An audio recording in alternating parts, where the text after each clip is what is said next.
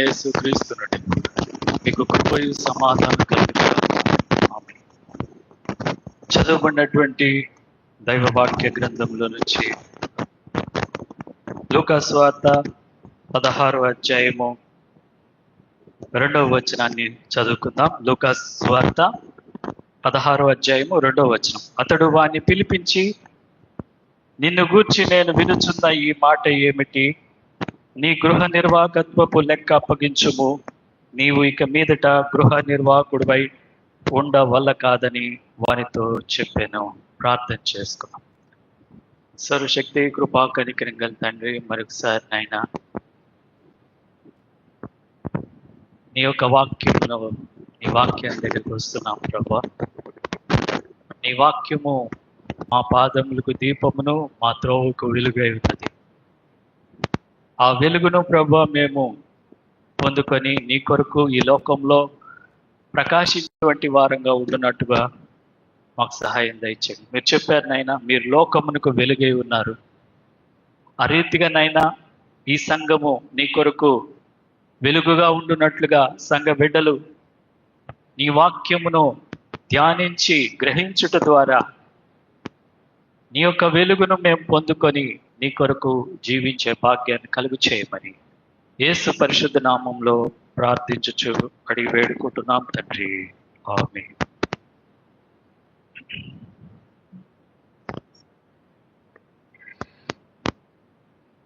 త్రిత్వం తర్వాతి 9వ ఆదివారము అను నేటి ఆదివారము దేవుని వాక్యాన్ని మనము ధ్యానించుకోవటానికి ఈ సమయంలో ప్రాముఖ్యమైనటువంటి అంశంలోనికి మనము వచ్చి ఉన్నాము. 2 పాఠాలని మనము చదువుకున్నాం. పత్రిక పాఠము, సువార్త పాఠం కూడా మనం చదువుకున్నాం. లూకా సువార్త 16వ అధ్యాయం 1 నుంచి 9వ వచనం వరకు మనము అక్కడ చాలా ఒక ప్రాముఖ్యమైనటువంటి వ్యక్తి మనకు కనిపిస్తున్నాడు. అతను ఎవరంటే ఒక ధనవంతుని వద్ద ఉన్నటువంటి గృహ నిర్వాహకుడు కనిపిస్తున్నాడు. మరి ఈ యొక్క గృహ నిర్వాహకుడు ఆ ధనవంతుని దగ్గర ఉండి అతని లెక్కలు చూసుకుంటూ, అతని పని చేస్తూ, అతని యొక్క ధనాన్ని మీద అధికారిగా ఉన్నటువంటి వాడు. అతన్ని మనం గృహ నిర్వాహకుడు అంటాము. అతని పనంతకు చూసేటువంటి బాధ్యత అతని మీద ఉంది. మరి ఈ యొక్క వాక్యంలో మనము చూసినట్లయితే ప్రాముఖ్యమైనటువంటి అంశము గృహ నిర్వాహకుడు ఎలాంటి వాడు, అతని లక్షణాలు ఏమిటి, దాని ద్వారా మనం ఏమి అర్థం చేసుకుంటాం. ఈరోజు గృహ నిర్వాహకుని గురించి మనము సువార్త పాఠాలలో చదువుకున్నాము. గృహ నిర్వాహకుడు ఎలాంటి వాడు అనేది మనం చూస్తున్నాం. ఆయన యొక్క గృహ నిర్వాహకుని యొక్క యజమాని అడుగుతున్నాడు, నీ గృహ నిర్వాహకత్వపు లెక్క అప్పగించము. ఇది మన టాపిక్. నీ గృహ నిర్వాహకత్వపు లెక్క అప్పగించము. మనం ఈ సమయంలో ధ్యానించబోయేటువంటి అంశము ఇదే. మరి చూసినట్లయితే వాక్యంలో అతడు ఎలా ఉన్నాడంటే, ఎటువంటి వాడంటే అన్యాయస్తుడైనటువంటి గృహ నిర్వాహకుడు. ఇతడు చూసినప్పుడు, ఆ యొక్క యజమాని చూసినప్పుడు ఈ గృహ నిర్వాహకుడు అన్యాయస్తుడుగా ఉంటున్నాడు. వాని మీద నేరము మోపబడినట్టుగా మనం చూస్తున్నాము. మరి అతడు వాడిని పిలిచి, నిన్ను గురించి నేను వినుచున్నటువంటి మాట ఏమిటి? నీ గృహ నిర్వాహకత్వపు లెక్క అప్పగించము. నీవు ఇక మీదట గృహ నిర్వాహకుడై ఉండుట అసాధ్యము అని చెప్తున్నాడు. చూశారా దేవుని బిడ్డలారా, ఇక్కడికి ఈ వాక్యంలో ఎలాంటి వాడంటే అతని యొక్క గృహ నిర్వాహకత్వపు లెక్కలో అతడు అన్యాయస్తుడిగా ఉంటున్నాడు. దేవుడు కూడా మనల్ని లెక్క చూస్తాడు. ఈ యొక్క గృహ నిర్వాహకుని ద్వారా మనం అర్థం చేసుకునేటువంటి ఒక అంశం ఏంటంటే, దేవుడు కూడా మనల్ని ఒకరోజు నిన్ను లెక్క అడుగుతాడు, లెక్క చూస్తాడు. నీవు జాగరూకుడవై ఉండని ఎడల నేను దొంగవలే వచ్చేదను, ఏ గడియనో నీ మీదకి వచ్చేదనో నీకు తెలియదు అని చెప్పి ప్రభు అంటున్నాడు. నేను దొంగలాగా వస్తాను, నువ్వు జాగ్రత్తగా ఉండు అని చెప్పి ప్రభు అంటాడు. నీ క్రియలు నా దేవుని ఎదుట సంపూర్ణమైనవిగా నాకు కనబడలేదు అని చెప్పి ప్రభు కూడా అంటున్నాడు.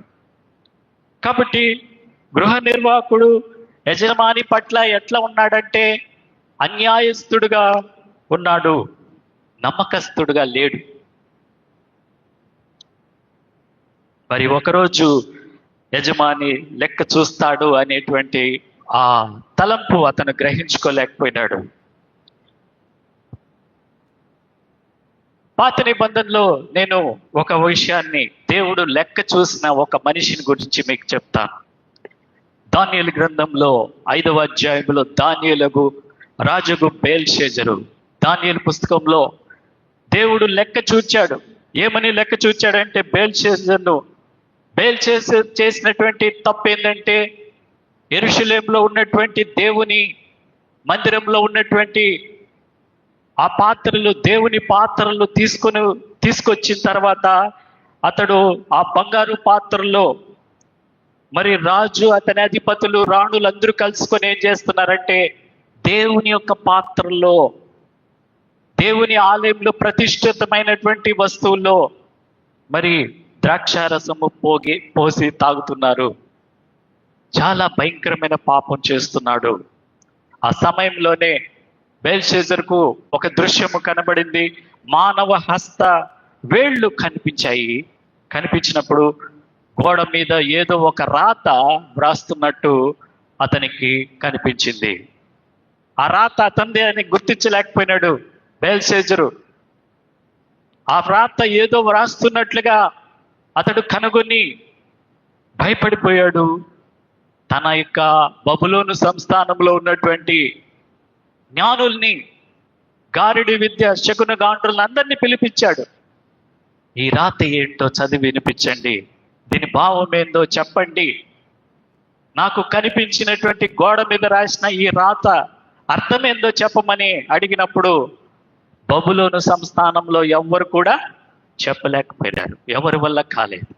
ఆ రాత అది ఏ భాషలో ఉందో, అది ఏమి అర్థం ఇస్తుందో బబులోనులో ఉన్నటువంటి జ్ఞానుల వల్లే కాలేదంట.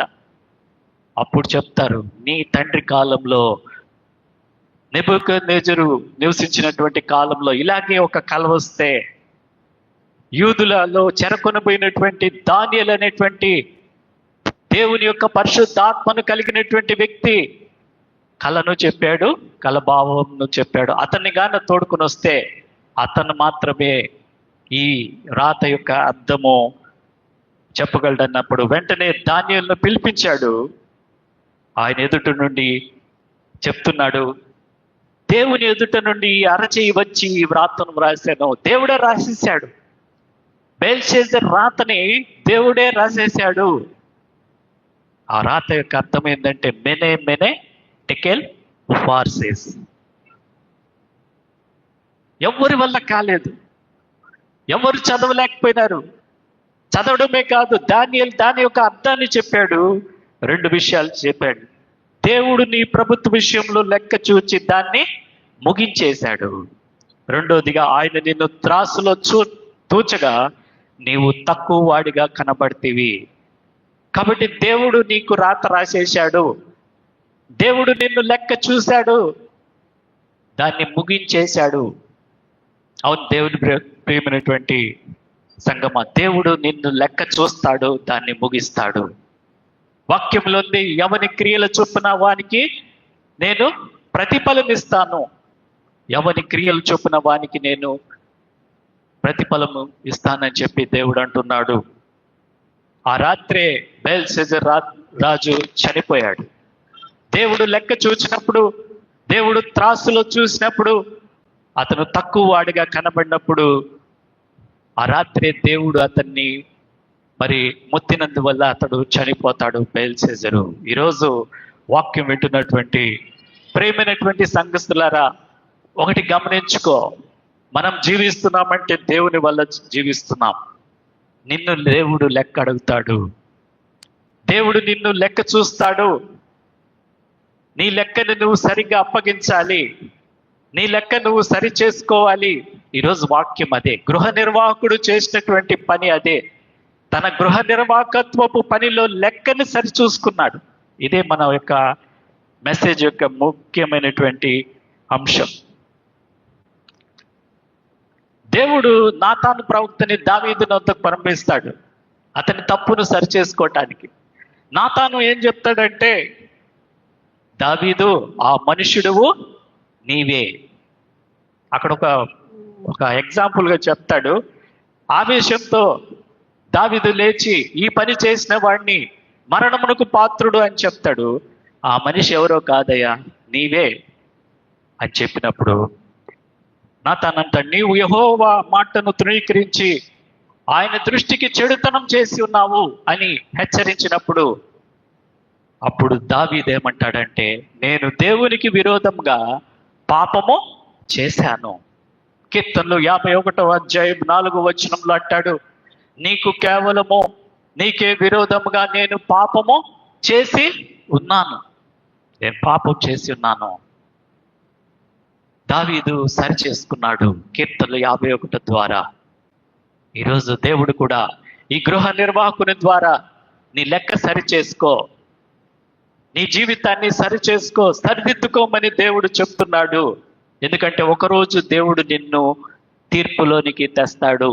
అది మర్చిపోకూడదు. నీ లెక్కను దేవుడు చూస్తాడు. ఈ యొక్క ధనవంతుడు తన కింద ఉన్నటువంటి గృహ నిర్వాహకుని లెక్క చూచినట్లు దేవుడు నిన్ను లెక్క అడుగుతాడు. నీ లెక్కను చూస్తాడు. మరి నీ లెక్కలు దేవుని ఎదుట ఎలా ఉంది? కొన్నిసార్లు దేవుడు మన దోషములను గుర్తు చేస్తాడు. ఎందుకంటే శిక్షించడానికి కాదు, నిన్ను సరి చేసుకోవటానికి. నువ్వు దేవుని ఎదుట ఆ దోషముల విషయంలో ఒప్పుకొని ప్రాయశ్చిత్తం చెందుటకు దేవుడు నిన్ను ఆ రీతిగా గుర్తు చేస్తుంటాడు. ఈరోజు మనము చదువుకున్నటువంటి పత్రిక పాఠంలో కూడా 1 కొరింథీయులకు రాసినటువంటి పత్రిక 10వ అధ్యాయము 8 నుంచి 12 వచనాలు కూడా వాళ్ళు అక్కడ సరి చేసుకోరు. ఇశ్రాయేలు ప్రజలు పాపం చేశారు, కానీ దేవుని ఎదుట తమ జీవితాల్ని, తమ పాపమును ఒప్పుకోకుండా దేవుని ఎదుట అనీతిమంతులుగా, అవిశ్వాసులుగా ఉంటున్నారు. కాబట్టి పౌలు ఏం చెప్తున్నాడంటే, కొరింథీ సంఘానికి ఒక ఎగ్జాంపుల్గా దీన్ని మీరు జ్ఞాపకం చేసుకోండి. ఇశ్రాయేలు ప్రజల్ని మీరు జ్ఞాపకం చేసుకోండి. మనము అలాగా ఉండకూడదు, మనము ఆ విధంగా ఉండకూడదు అని చెప్పి 3 హెచ్చరికలు అక్కడ ఉన్నాయి. ఒకటి ఏంటంటే, ఇశ్రాయేలు వలె మనము వ్యభిచరించకూడదు. రెండవదిగా చూస్తే ప్రభువును శోధింపకయుందుము. మూడవది చూస్తే సడుగు కొనకుడి. ఈ 3 పాపాలు ఈరోజు పత్రిక పాఠంలో దేవుడు ఎందుకు చెప్తున్నాడంటే, పౌలు తన కొరింథీ సంఘానికి ఒక మాదిరికరంగా చూపుతున్నాడు. మనం ఆ విధంగా ఉండకూడదు. కొరింథీ సంఘస్థులారా, వారు పాపము చేసి నశించిపోయినారు. కాబట్టి ప్రజలు వారి పాపమును బట్టి దేవుడు వారికి తీర్పు ఇచ్చాడు. మనం తీర్పులోకి రాకూడదు అని చెప్పి పౌలు కొరింథీ సంఘాన్ని హెచ్చరిస్తున్నాడు. మిమ్మల్ని మీరు సరిదిద్దుకోండి అని చెప్పి పౌలు చెప్తుంటున్నాడు.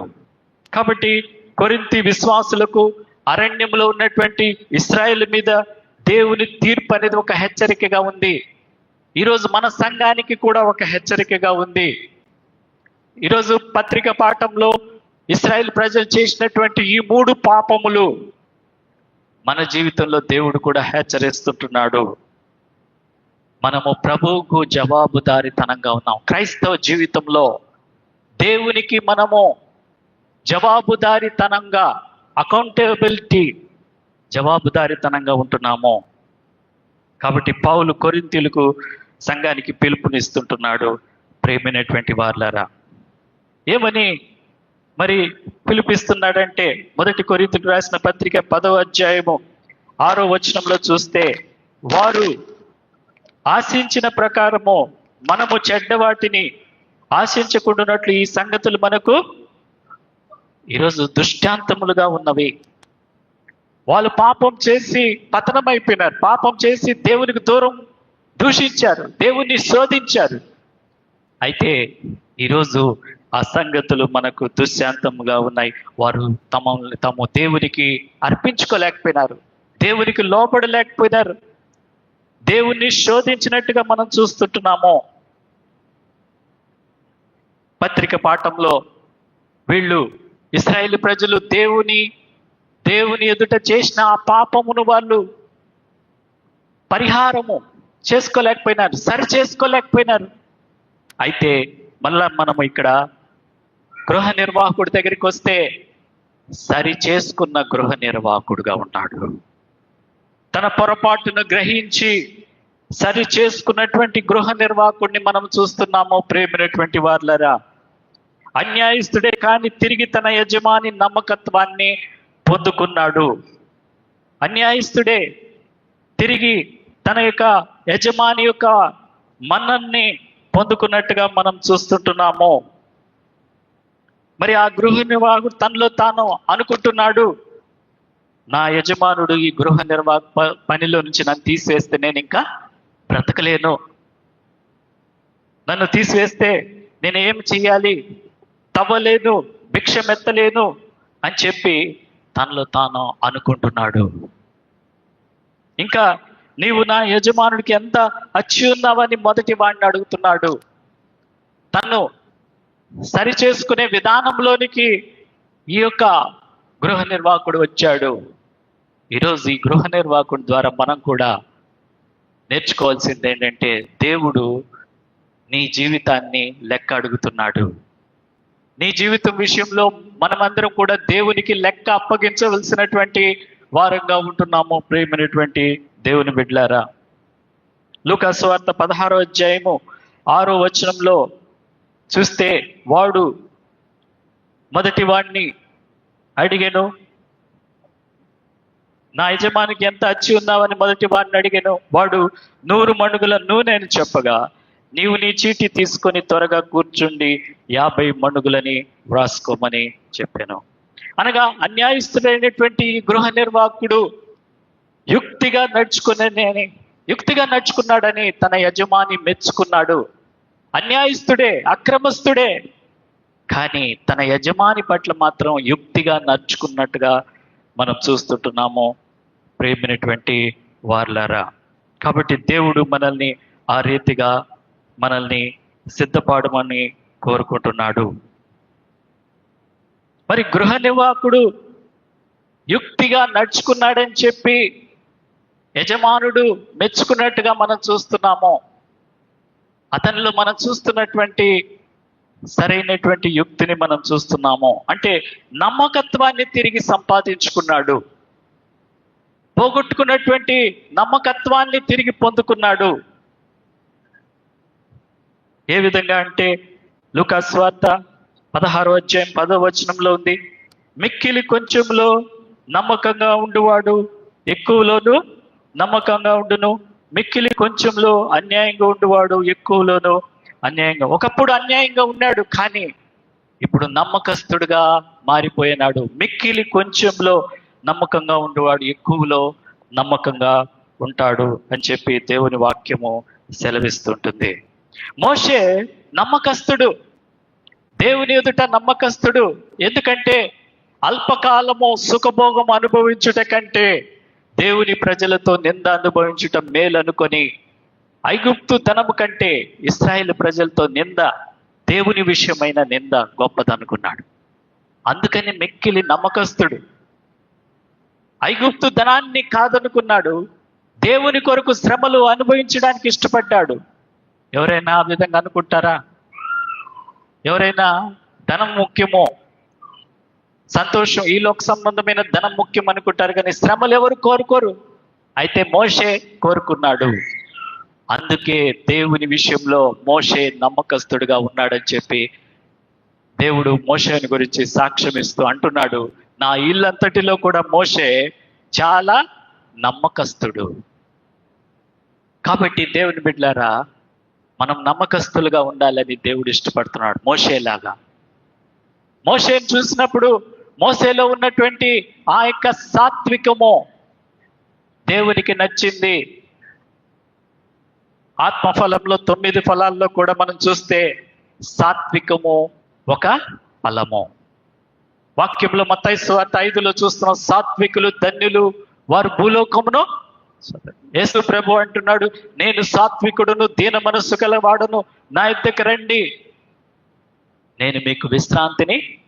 నేను కోపగించుకునే దేవుణ్ణి కాదు, మిమ్మల్ని త్రోసివేసే దేవుణ్ణి కాదు. ఒకవేళ యేసయ్య ఇలాంటి గొప్ప దేవుడు ఎక్కడ లేడు. ఎందుకంటే ఆయన సాత్వికుడు, దీన మనస్సు కలిగినటువంటి వాడు.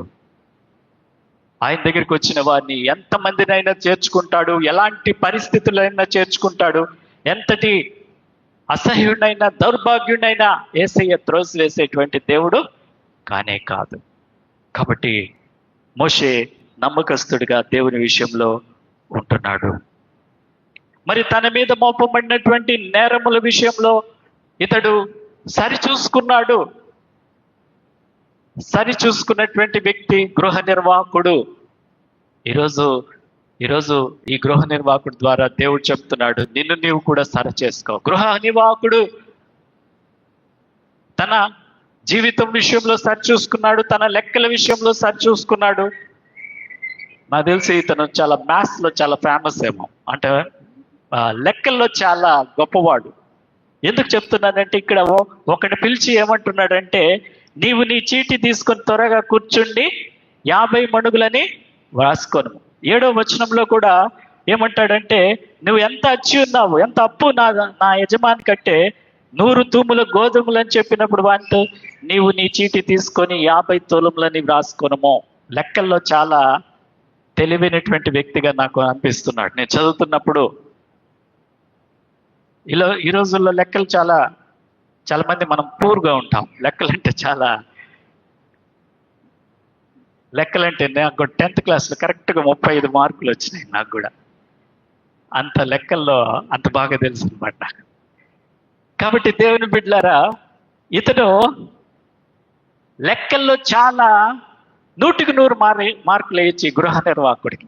ఎందుకంటే 100కి 100 మార్కులు ఎందుకు వేయచ్చని చెప్తున్నాడు. అటు యజమాన్ని మెప్పించాడు, యజమాని దగ్గర ఉన్నటువంటి డబ్బు తీసుకున్నటువంటి వారిని మెప్పించాడు, లెక్కలు కూడా సరిచూశాడు. ఈ 3 విషయాల్లో టాలీ చేశాడు.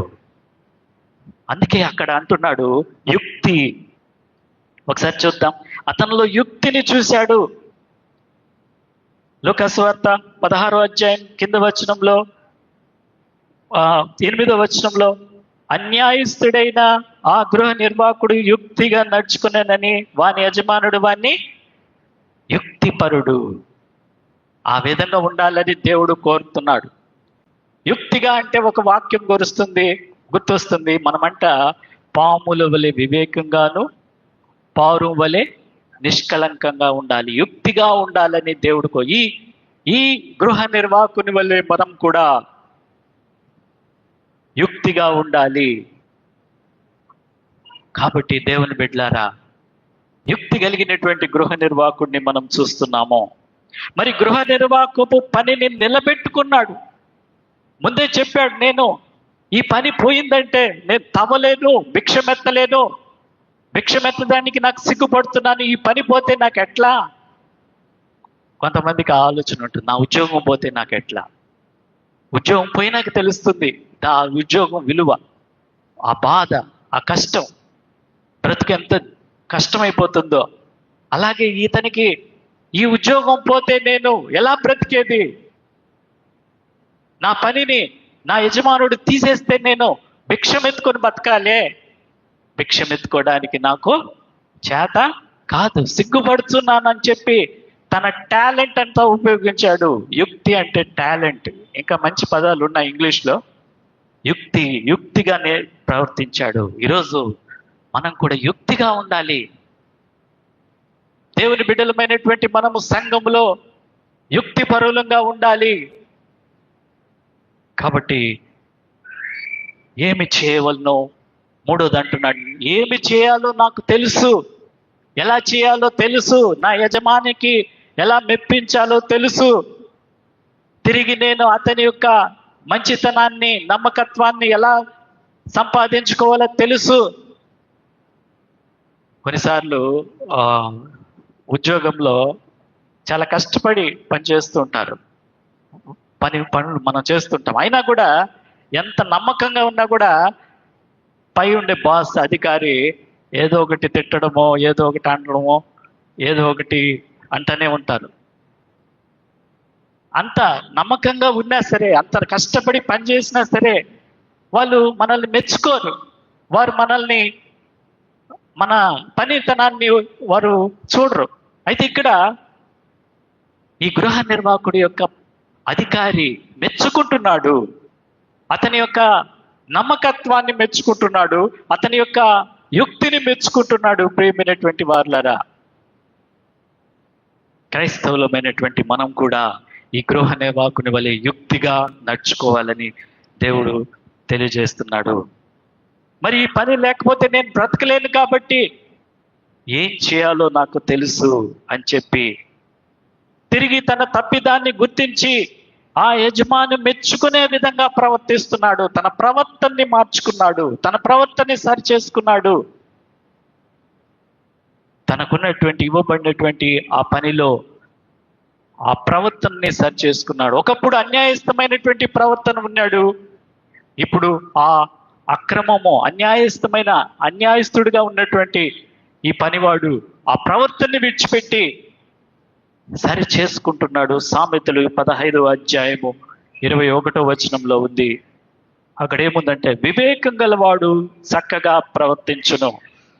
యుక్తి కలిగిన వాడే కాదు, వివేకం కలిగినటువంటి వాడు. వివేకంతో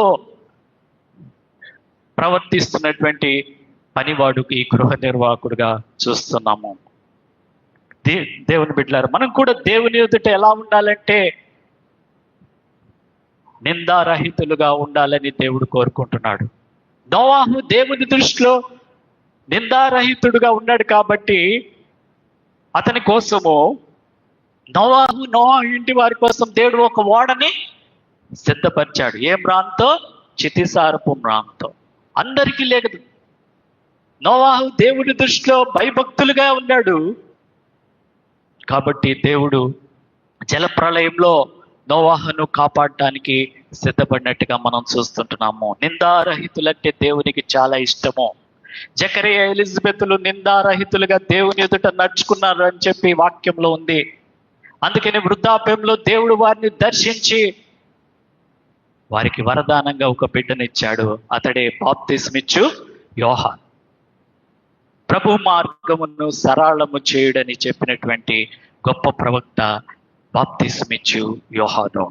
కాబట్టి దేవుడు మనలో చూసేది ఈ యొక్క అన్యాయస్తుడైనటువంటి గృహ నిర్వాహకుడుగా ఉండాలని కాదు, కానీ మనము సరిదిద్దుకొని మనము నిందారహితులుగా ఉండాలని, ఒక నోవాహు వలె, ఒక జకరియా, ఎలిజబెతుల వలె నిందారహితులుగా ఉండాలని దేవుడు ఇష్టపడుతుంటున్నాడు.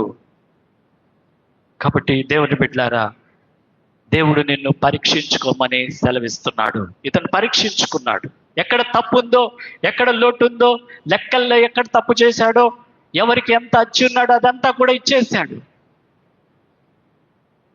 తన పొరపాటులన్నిటిని కూడా మరి పరీక్షించుకొని మరి తన యొక్క పై అధికారిగా ఉన్నటువంటి యజమానికి తన లెక్కల్ని అప్పగించినట్టుగా మనం కూడా సిద్ధపాటు కలిగి ఉండాలి. ప్రేమైనటువంటి వాళ్ళను, మొదట్లో అన్యాయస్తుడుగా ఉన్నాడు, చివరికి వచ్చేటప్పుడు నమ్మకస్తుడుగా మారిపోయినాడు. అందుకే ఆ యజమాని అంటున్నాడు, మరి ఏమంటున్నాడంటే,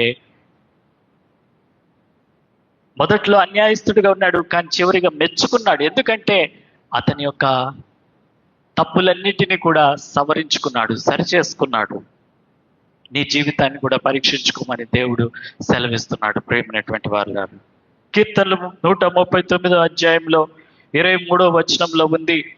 అక్కడ ఏముందంటే, దేవా నన్ను పరిశోధించి నా హృదయమును తెలుసుకొనుము, నన్ను పరీక్షించి నా ఆలోచన తెలుసుకొనుము, నీ కాయస్కరమైన మార్గం నా యందు ఉన్నదేమో చూడము. కాబట్టి భక్తుడు దావీదు ఈ కీర్తన రాశాడు. ఆయన అంటున్నాడు, నీకు ఇష్టం లేనిది, నీకు ఆయాస్కరమైంది, నీకు అసహ్యమైనటువంటిది ఏదైనా నాలో ఉన్నదేమో చూడుము. అన్యాయస్తపు జీవితాన్ని నుండి నన్ను తప్పించము. ఒకప్పుడు గృహ నిర్వాహకుడు మొదట్లో అన్యాయస్తుడిగా ఉన్నాడు, కానీ ఎప్పుడైతే ఆ యజమాని నీ లెక్క అప్పగించుము అని చెప్పినప్పుడు లెక్క అప్పగించే విషయంలో టోటల్గా చేంజ్ అయిపోయినాడు, టోటల్గా మారిపోయినాడు.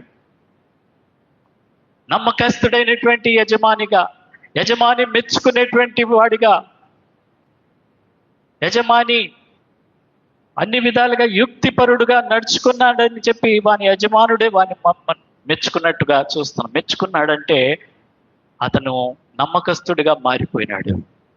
ఈరోజు వాక్యం వింటున్నటువంటి ప్రేమైనటువంటి దేవుని సంగమా, దేవునికి మనము నమ్మకస్తులుగా ఉన్నామా? దేవునికి మనము ప్రీతికరంగా జీవిస్తున్నామా? దేవునికి మనం మహిమకరంగా జీవిస్తున్నామా? మనల్ని మరి పరీక్షించుకుంటే ఎక్కడ మనలో లోటుపాట్లు ఉన్నాయో వాటిని సవరించుకోమని దేవుడు హెచ్చరిస్తుంటున్నాడు. ఈ యొక్క గృహ నిర్వాహకుని ద్వారా మనం నేర్చుకునేది ఏమిటంటే, అతడు లెక్క అప్పగించే విషయంలో లెక్క సరిగ్గా చూశాడు, తన జీవితాన్ని సరి చేసుకున్నాడు, యజమాన్ని కూడా మెచ్చుకున్నాడు. 3 విషయాల్లో చూస్తున్నాం. లెక్క సరి చేశాడు, 1. 2 తన జీవితాన్ని సరి చేసుకున్నాడు, 3వది తన యజమాని కూడా మెచ్చుకునే విధంగా చేశాడు. కాబట్టి మన యజమాని ఎవరంటే పరలోకంలో ఉన్న ప్రభువే. యేసుక్రీస్తు ప్రభు మనకి యజమానిగా ఉంటున్నాడు. ఒక మాటని మనము ఈరోజు చదువుకున్నటువంటి పత్రిక పాఠంలో చూస్తే, ఒకవేళ మన జీవితంలో శోధనలు ఎన్ని కూడా సంభవించినా సరే, దేవుడు ఎలాంటి వాడంటే 1 కొరింథీయులకు రాసిన పత్రిక 10వ అధ్యాయం 13లో ఉంది, సాధారణంగా మనుషులు కలుగు శోధన తప్ప మరి ఏది మీకు సంభవింపలేదు. దేవుడు నమ్మదగిన వాడు, మీరు సహింపగలిగినంత కంటే ఎక్కువగా ఆయన మిమ్మను శోధింపబడనీయుడు.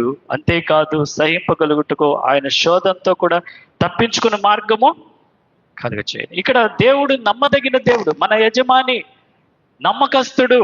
మనం కూడా నమ్మకస్తులుగా ఉండాలని దేవుడు కోరుకుంటున్నాడు. ఒకవేళ ఆయన శోధన అనే విషయంలో మీరు సహింపగలిగినంత కంటే ఎక్కువ శోధన మీకు కలగదు. కొన్నిసార్లు మనం అనుకుంటాం, అయ్యో నా జీవితంలో చాలా శోధనలు ఉన్నాయి, శోధనలకు నేను తల్లడిల్లిపోతున్నాను, శోధనలకు నేను కృంగిపోతున్నాను, శోధనలో నేను బాధపడుతున్నాను. కొన్నిసార్లు అనారోగ్యం అనేది ఒక శోధన కావచ్చు, ఆర్థిక ఇబ్బందులు శోధన కావచ్చు, కొన్నిసార్లు అపవాది మనల్ని శోధిస్తూ ఉంటుంది, కొన్నిసార్లు లోకము మనల్ని శోధిస్తుంటుంది, కొన్నిసార్లు శరీర బలహీనతలు మనల్ని శోధిస్తుంటుంది. అయితే దేవుడు ఏమంటున్నాడంటే, ఆయన మిమ్మల్ని శోధింపబడనీయుడు. దేవుడు మనల్ని శోధనలో శోధింపబడనీయుడు. నువ్వు దేవుని వైపు చూస్తే, దేవుని వైపు చూస్తే, దేవుని కొరకు ఎదురు చూస్తే, దేవుని కలిగి ఉంటే శోధనలో తప్పించుకునేటువంటి మార్గము దేవుడు మనకు కలుగ చేస్తానని ఇక్కడ వాగ్దానం చేయబడింది. అది నీ జీవితంలో ఏ శోధనైనా కావచ్చు, నీ శోధనలో తప్పించుకునేటువంటి మార్గము దేవుని దగ్గర ఉంది.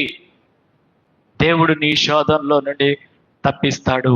కాబట్టి ప్రభు దగ్గరికి రా, ప్రభుకు సమర్పించుకో. ఈ అన్యాయస్తుడైనటువంటి గృహ నిర్వాహకుని వలె నీ లెక్క సరి చేసుకో, నిన్ను సరిదిద్దుకో. దేవుని దగ్గరికి వచ్చి ప్రాధేయపడు, ప్రభువా నేను ఈ శోధనలో ఉన్నాను నాయన. యాకోబు రాసిన పత్రికలో ఉంది, శోధనను సహించువాడు ధన్యుడు అని చెప్పి వాక్యం ఉంది. శోధన వచ్చుట పాపం కాదు, కానీ శోధనలో పడిపోవటం పాపము. శోధన సహించువాడు ధన్యుడు అని దేవుని వాక్యం సెలవిస్తుంది. కాబట్టి ఈరోజు ఏ శోధనలో మీరు వచ్చారో, ఏ శోధనలో ఉన్నారో, దేవుడు నిన్ను తప్పిస్తాడు, దేవుడు నిన్ను కాపాడుతాడు.